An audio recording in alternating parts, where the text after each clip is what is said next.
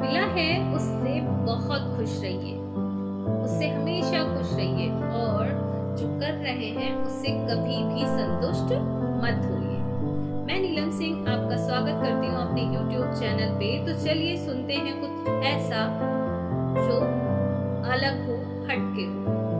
तो ये कहानी है एक मूर्तिकार की जो मूर्ति बनाता था। मूर्तिकार बहुत दिल लगाकर मूर्तियां बनाता था, बहुत अच्छी अच्छी मूर्तियां बनाता था, मगर उसको मूर्तियों का उचित मूल्य नहीं मिलता था। उसको जो मेहनत करता था उसको अपनी मेहनत के अनुसार उसको उसका पैसा नहीं मिलता था। पर कैसे भी करके वो अपना जीवन यापन कर रहा था, वो अपनी लाइफ को गुजार रहा था। अपना उसका वही एक रोजगार था, तो वो उसी रोजगार को अपनाते हुए वो अपना लाइफ को काट रहा था। धीरे धीरे समय बीतता है, उसके एक बेटा होता है। बेटा भी अपने पापा के साथ रह के, अपने फादर के साथ रह के मूर्तियां बनाना बचपन से ही शुरू कर देता है।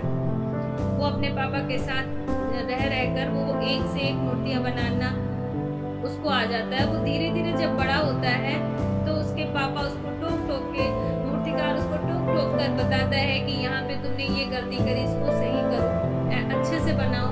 तो बेटा अपने पिता की बताई हुई बात को अच्छे से सुनता और उनकी बताई हुई चीज को सुनकर उस पर अमल करता और वो अपनी मूर्ति को अपने पिता के बताए अनुसार आकार देता।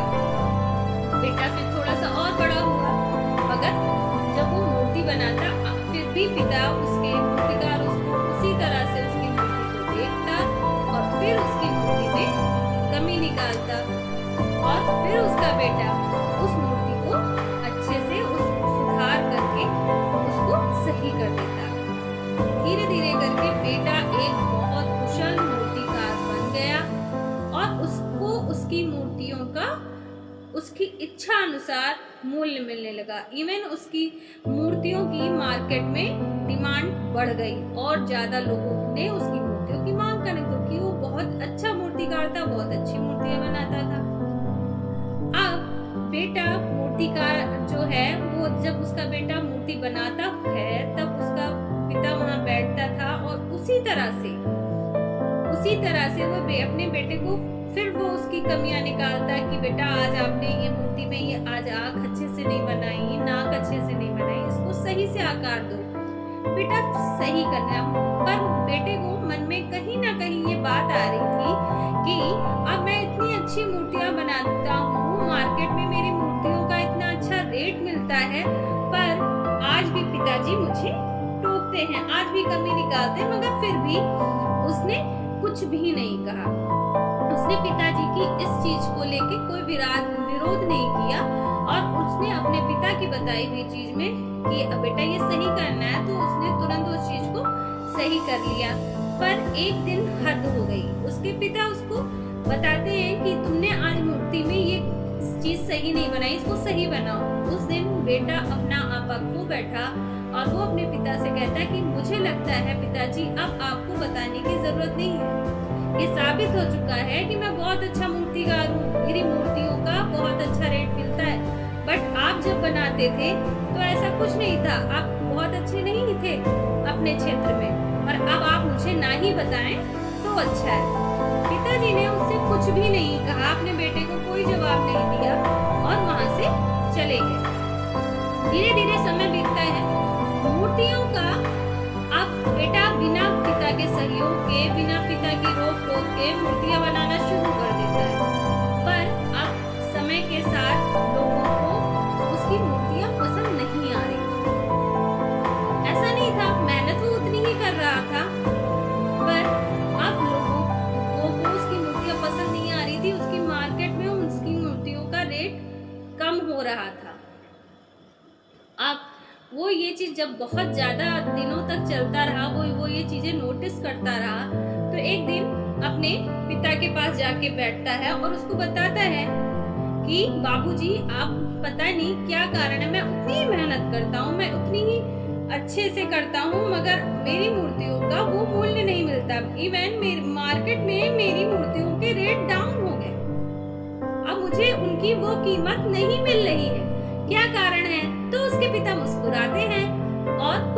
बोलते, तो उनको बेटे को आभास हो जाता है कि शायद पिताजी कुछ इस चीज को पहले से ही ज्ञात था पिताजी को। तो वो पिताजी से कहता है कि आपको मेरी इस स्थिति का पहले से ज्ञान था? तो पिताजी कहते हैं हाँ, मुझे पता था कि कुछ ऐसा ही होगा। बेटा कहता है कारण बताइए मुझे, मैं तो उतनी मेहनत करता हूँ। तो पिताजी कहते हैं कि जब आपको मैं गलतियां आपकी बताता था तो ऐसा नहीं था, आप अपनी गलतियों को सुनते थे और उसमें सुधार करने की कोशिश करते थे। आप मेरे से बहस नहीं करते थे, आप मेरे से विवाद नहीं करते थे। जब मैं आपकी गलतियां निकालता था, आप उन गलतियों को एक्सेप्ट करते थे और अपनी गलतियों में सुधार करते थे, और तब आपकी मूर्ति एक अच्छा आकार ले लेती है। और जब थोड़े समय के बाद जब मैं आपकी कमियों को निकालता था और आपको वो चीजें बुरी लगने लगी, तो क्या हुआ, आपको वो चीजें जब खराब लगने लगी, मैंने टोकना बंद कर दिया, तो क्या हुआ, आपकी मूर्तियों में वो आकार, वो नक्श उतने अच्छे नहीं बन के जा रहे थे। तो इस कहानी का यही है कि हमको कोशिश करते रहना चाहिए, अपने एफर्ट्स लगाते रहना चाहिए। बेहतर यदि हम अपना अच्छा करते रहेंगे तो हमको रिजल्ट बेहतर से बेहतरीन मिलने के लिए होते हैं। यदि हम अपनी ग्रोथ को हम अपने एफर्ट्स का एक दायरा बना लेंगे कि हाँ, हमको सिर्फ इतना ही करना है, या ये जो मैंने कर लिया वो बेहतरीन है, अच्छा है, तो फिर उससे अच्छा हम नहीं कर सकते। हम कितना अच्छा कर सकते हैं ये हमें तभी पता होगा जब हम उससे आगे के लिए बढ़ेंगे, उससे ज्यादा की कोशिश करेंगे। यदि हम अपना दायरा सीमित कर लेते हैं तो हम नहीं जान सकते हैं कि हम कितना असीमित चीजों को कर सकते हैं, या हमारा लक्ष्य कितना बड़ा हो सकता है, हम कितना बड़े बड़े टारगेट अचीव कर सकते हैं। तो मैं यही कहना चाहूंगी कि रुकिए नहीं, अपनी कोशिश को हमेशा बनाए रखिए, कोशिश करते रहिए, और दुनिया में ऐसी कोई भी चीज नहीं है जो हम नहीं कर सकते हैं। सब कुछ संभव है और सब कुछ संभव हम ही करते हैं। Thank you, have a nice day.